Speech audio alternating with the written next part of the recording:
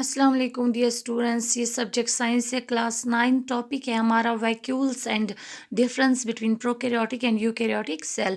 Dear students, हम पढ़ रहे थे सेल ऑर्गेनेलीज, तो हम लास्ट सेल ऑर्गेनेली पे पहुंचे हैं, दैट्स वैक्यूल्स। वैक्यूल्स क्या होते हैं? Vacuoles are actually large vesicles derive from endoplasmic reticulum and Golgi apparatus. ये जो वैक्यूल्स होते हैं ये बड़े वेसिकल्स होते हैं जो डिराइव होते हैं, फॉर्म होते हैं from endoplasmic reticulum and Golgi apparatus. Actually इनके सब एनिमल सेल, अगर एनिमल सेल की बात करें तो वैक्यूल्स वहाँ पे होते हैं। एनिमल सेल के साइटोप्लाज्म में वैक्यूल्स होते हैं लेकिन बहुत छोटे और टेम्पररी आर्जी होते हैं। वाइल इनके सब प्लांट सेल के साइटोप्लाज्म में एक लार्ज सेंट्रल वैक्यूल होता है which occupies about 90% of the volume of the cell. जो इनके सब प्लांट सेल वहाँ पे एक बहुत बड़ा सेंट्रल वैक्यूल होता है जो लगभग 90% of volume of the cell occupy करता है। चूँकि ये सेंट्रली लोकेटेड है, due to this nucleus and other cell organelles are pushed towards periphery। इसी वजह से जो न्यूक्लियस होता है थोड़ा पेरिफेरी साइड में हो जाता है और other cell organelles. Vacuole is actually जो प्लांट में जो सेंट्रल वैक्यूल है, it is bounded by a membrane. इसके अराउंड एक प्रॉपर मेम्ब्रेन होता है, that is known as tonoplast. और जो ये वैक्यूल होता है it's filled with cell sap. इसमें एक किस्म का रेस्ट होता है जो वाटरी सोल्यूशन होता है जिसमें अमाइनो एसिड्स होते हैं, प्रोटीन्स होते हैं, minerals and metabolic wastes. Actually जो ये वैक्यूल्स होते हैं इनको बोला जाता है स्टोरेज सैक्स। ये स्टोर करते हैं या प्रोटीन्स या मेटाबॉलिक वेस्ट्स या अदर थिंग्स। अगर फंक्शंस देखें वैक्यूल्स के, तो vacuoles help to maintain osmotic pressure in a cell in case of a plant cell. क्योंकि एनिमल्स में ये छोटे से होते हैं और टेम्परेरी होते हैं।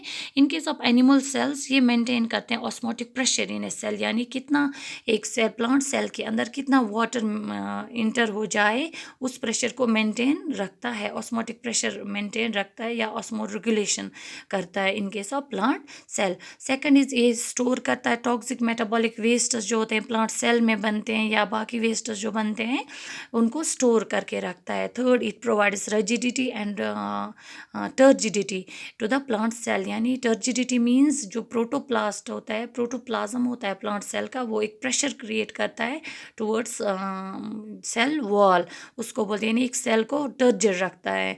And provides firmness or rigidity to the plant cell. यानी अगर प्लांट सेल रिजिड होती है तो फर्म होती है बिकॉज ऑफ दिस वैक्यूल।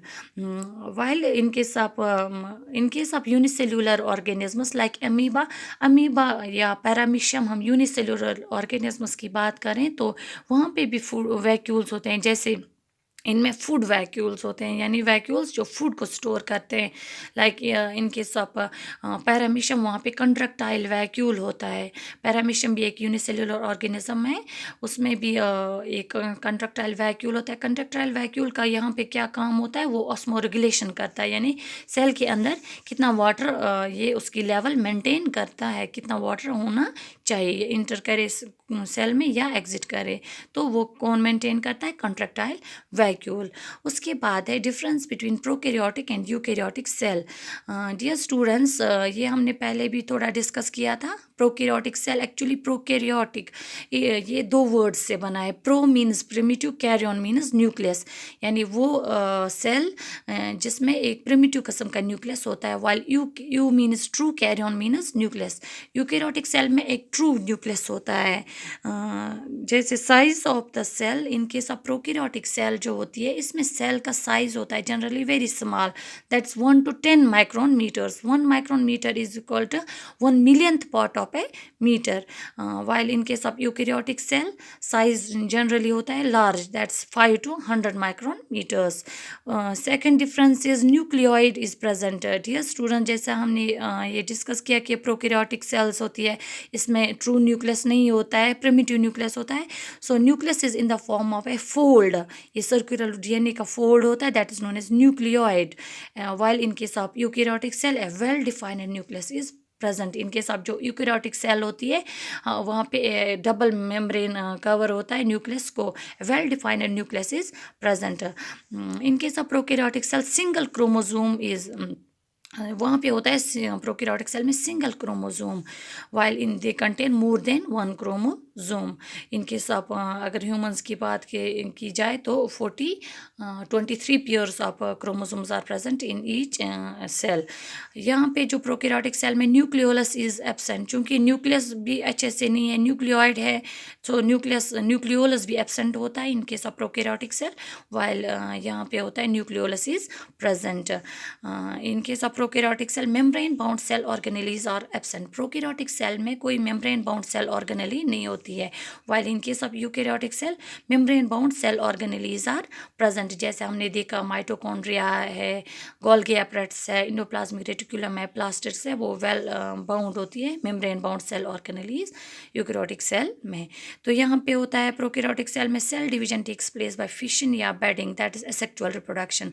यानी सेल एक डिवाइड होती है बाय फिशन, एक पेरेंट सेल डिवाइड होती है इनटू डॉट सेल्स, या पेरेंट सेल को एक बर्ड निकल जाता है जैसे हाइड्रा में निकलता है, फिर वो बर्ड पेरेंट सेल से कट ऑफ हो जाता है और वो डेवलप होता है इनटू न्यू ऑर्गेनिज्म।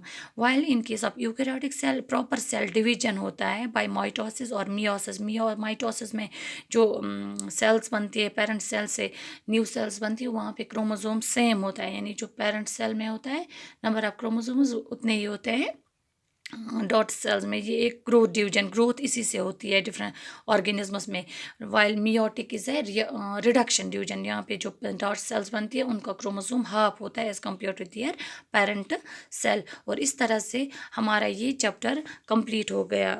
ये इस तरह से जो सेल हमने टॉपिक, ये cell chapter the fundamental unit of life, ये हमारा फिनिश हो गया। उसके बाद इंशाल्लाह नेक्स्ट वीडियो में हम ये चैप्टर एंड एक्सरसाइज करेंगे।